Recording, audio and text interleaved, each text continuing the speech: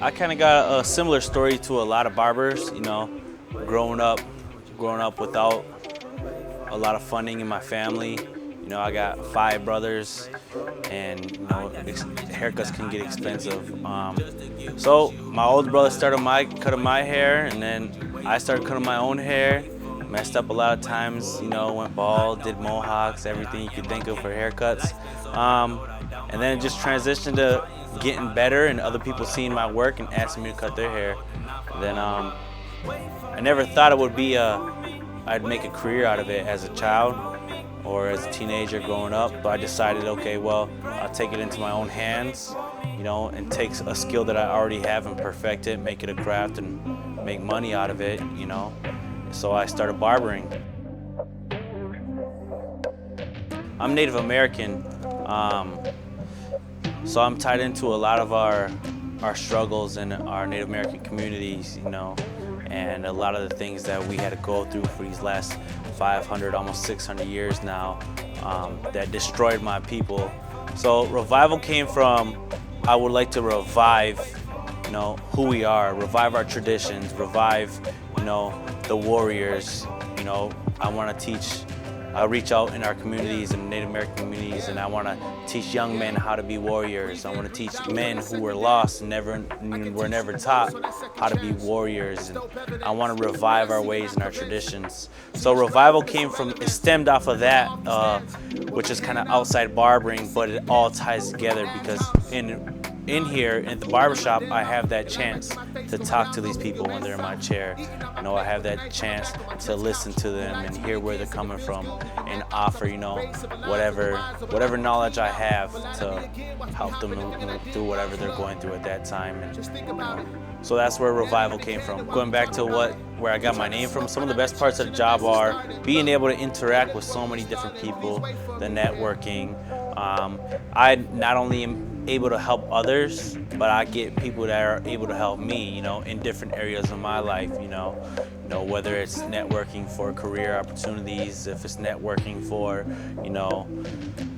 just life goals and life skills, all together.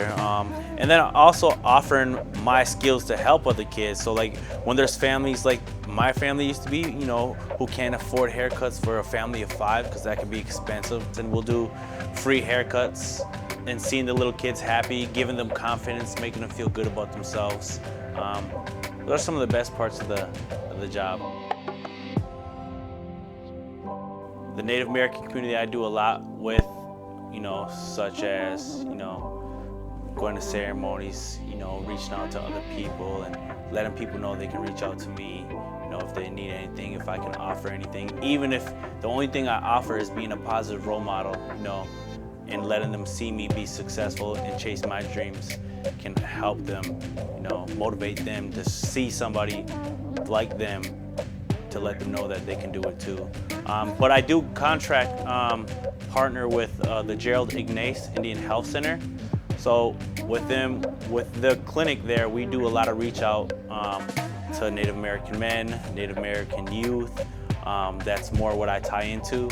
But they got a lot of other programs going on too with the community, with Native American women, and just in a lot of areas, just reaching out to the community and, like I said, trying to revive the traditions.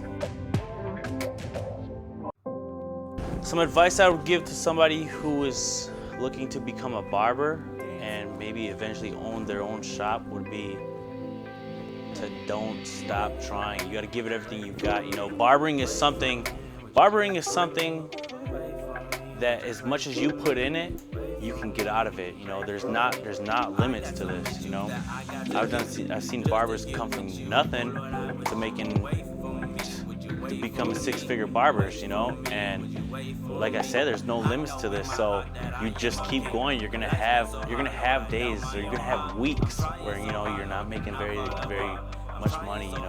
But then the following week, you're making twice as much as somebody with a regular job.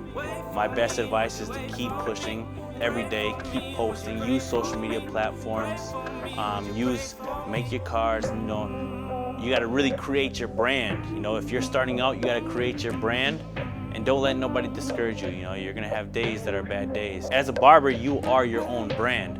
You know what I'm saying? So like, as a barber, when you first start becoming out, you're gonna enter someone else's barbershop. You know, that's where you're gonna build your clientele. You're gonna become who you are.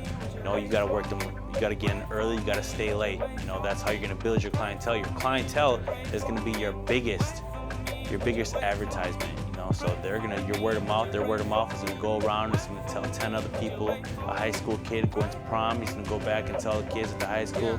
You know, so yeah, stay late, come in early.